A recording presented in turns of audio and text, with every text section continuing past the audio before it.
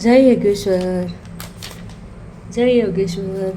उद्या आपण संक्रांत साजरी करणार आहोत. संक्रांतचं आपण वर्षानुवर्ष साजरी करतो. पण का करतो? कारण आपल्या ऋषीमुनींनी आपल्याला उत्सव आणि सण दिलेले आहेत. उत्सव कशा करता?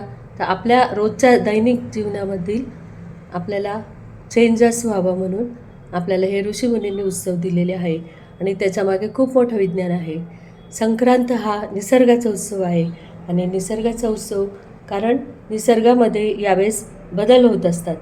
आणि निसर्गाचे बदल म्हणजेच सूर्यनारायण उत्तरायणकडे म्हणजे उत्तरेकडे झुकतो आणि तसंच मकर राशीमध्ये प्रवेश करतो.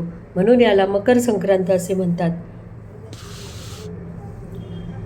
तर असं म्हणजे निसर्गामध्ये बदल होतो. आणि हे थंडीचे दिवस असतात आणि थंडीच्या दिवसामध्ये आपले स्नायू सगळे अकडून जातात.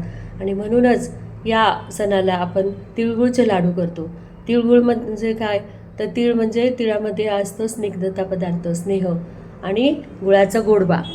तीळ आणि गुळ आपण खातो, त्यामुळे आपल्याला आपल्या शरीराचे अकडलेले सांधे मोकळे होतात.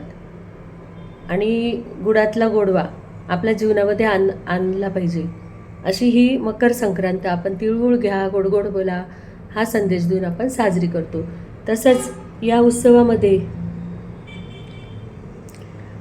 खूप शुभ काळ मानला जातो.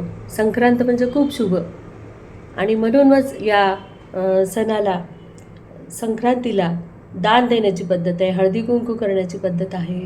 आणि दान कसं दिलं पाहिजे? तर गुप्त दान दिलं पाहिजे. म्हणूनच लाडवाच्या आतमध्ये पहिले लोक सोन्याचे नाणं टाकून ते ब्राह्मणाला दान देत असत. तसंच स्त्रिया पण हळदी कुंकू करतात आणि हळदी कुंकामध्ये महिलांना दान देतात.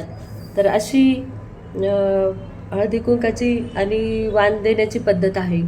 तर त्याच्यामागे पण एक दानाचा अर्थ आहे, दानाचं महत्त्व लपलेलं आहे. या शुभ काळामध्ये सुवासिनींना हळदी कुंकू देऊन, दान देऊन आपण ही संक्रांत साजरी करतो. तसंच या संक्रांतीमध्येच पतंग उडवण्यात येतो. आता हे पतंग उडवण्याच्या पण मागे काय उद्देश आहे? तर यामुळे सूर्यस्नान घडतं. कारण थंडीमध्ये आपले शरीर आकडून गेलेले असतं आणि सूर्यस्नानामधून आपल्याला डी कॅल्शियम मिळतं. तसंच जेव्हा पतंग आकाशात उंच जाते तेव्हा खूप सुंदर वाटते.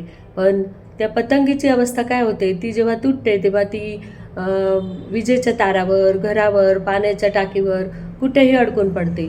आणि म्हणूनच पूजनीय दादाजी आपल्याला सांगतात की आपल्याला भगवंताला काय सांगायचं आहे की हे भगवंता, माझी जीवनाची दोरी ही तू तुझ्या हातात घे आणि तिला नीट सांभाळ. तिला कुठेही अशी पतंगीसारखी पडू नको देऊ. माझं पतंग म्हणजेच माझं जीवन म्हणजेच माझी जीवनाची पतंग ती तुझ्या हातात आम्ही देतो. आणि मग आम्ही निर्धास्त या सृष्टीमध्ये वावरू शकतो.